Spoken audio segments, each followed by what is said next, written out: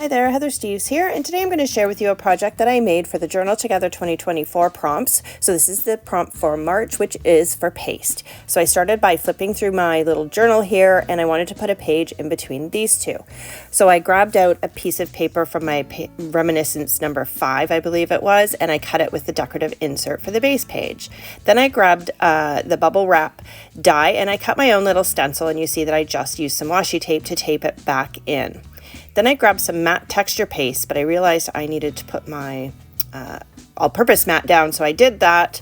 And then I added some of that paste down onto the mat, and then I added some gray ink onto it. So this is just for a re-inker for an ink pad, and I just kept mixing it until I was happy with how it was, how thick it was and the color of it. And then I just started adding that to my page. So very simple.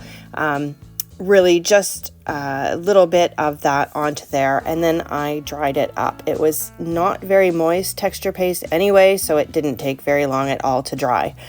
Then I wanted to do something with the edges of the paper to kind of distress them. So I used that same re-inker, but one thing that I noticed is as I was adding it to the page, when it was drying, it actually changed color, and it doesn't look like it's the same color at all, even though it's the same ink. But it's okay. I actually like the way that it turned out. So I just started by just adding it kind of to the edges, and then the fold here, you could see some of the white showing through because the paper cracked a little bit. So I just wanted to cover that up. So I just went over it again and again because as I layer it, it builds up some depth to it. And I just kept adding it to the edges of this paper. So I was just going to kind of leave it with what you see now, but then I thought it'd probably be better if all of the edges at least had a little bit on it. So I just grabbed a little bit more and I just kind of kept going, and then I just dragged that water brush around the edges as well, just to give it more of a consistent look. I felt that it looked a little bit better when the entire page was actually covered on the edge. So once I was happy with all of the ink on the edge, I just kind of set it aside to let it dry, and then I just cleaned up my little bit of mess on my all-purpose mat. So I set that aside just so that it would dry up because it was quite wet with the water brush, and then I grabbed another scrap from the Reminiscence book, and I just cut out a butterfly from the Ticket to Fly Free set 2033. Then I wanted to ink that one up as well because it was quite bright. So instead this time I grabbed more of a brown ink, and I just used my blending brush to just kind of distress it really, because I'm not really doing the edges. I'm kind of distressed the ink all over it. So as always, I didn't really go into this with a fully laid out plan, but I had this piece of paper sitting there with the pockets on it. In the past, I've cut these out, and I've cut out the center and then made it like a see-through with some vellum pocket, but this time I decided I wasn't going to do that. So again, I'm just going to ink that edge with the brown, get that nice and distressed, and then start to play with how I want this to fit on my page. So once I put that butterfly on there, I wasn't too happy with the look of it. There wasn't enough contrast, but I thought I'll figure that out. But in the meantime, I'm going to actually stick this piece down, and I'm going to make it a pocket. Initially, when I first cut it out, I wasn't thinking it would be a pocket, but then I thought that would be kind of cool.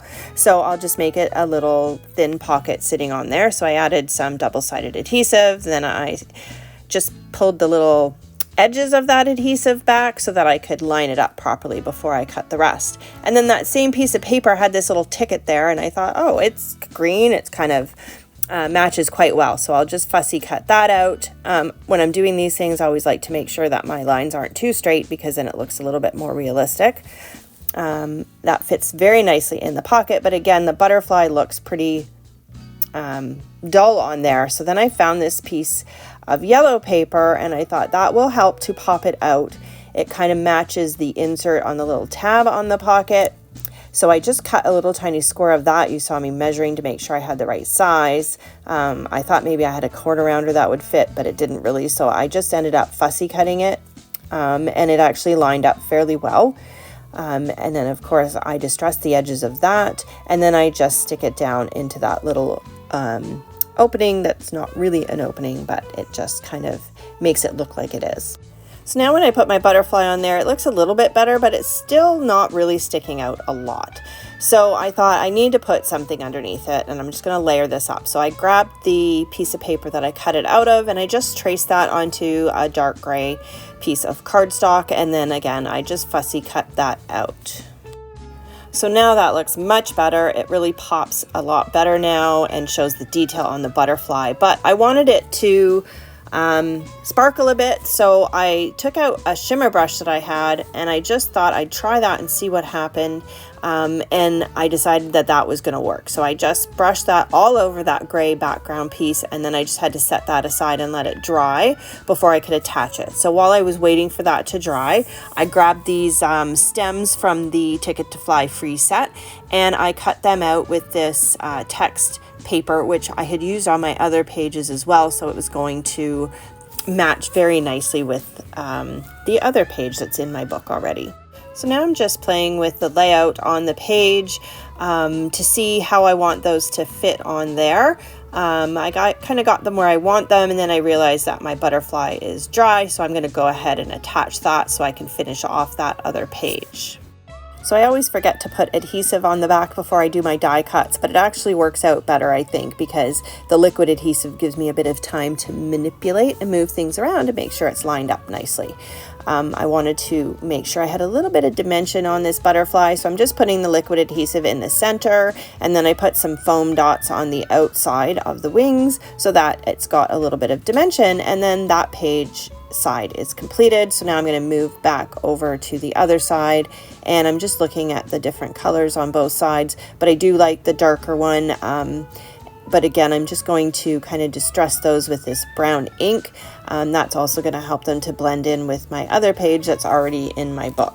So now that those are all distressed and I'm laying them on my page, I realize I need something on the bottom there. And so I grabbed one of these little saying signs. I've had these in my stash forever. And I just want to ink up the edge of that as well. And then I can start to attach everything down to my page. So unfortunately, these ones really would have been a lot easier if I had put adhesive on the back first, but I didn't. So I'm just using my wet glue, and I'm just attaching those with that. And then I am not going to bother to use any foam on the little words. I'm just going to put them directly down because I don't want too much thickness in my book.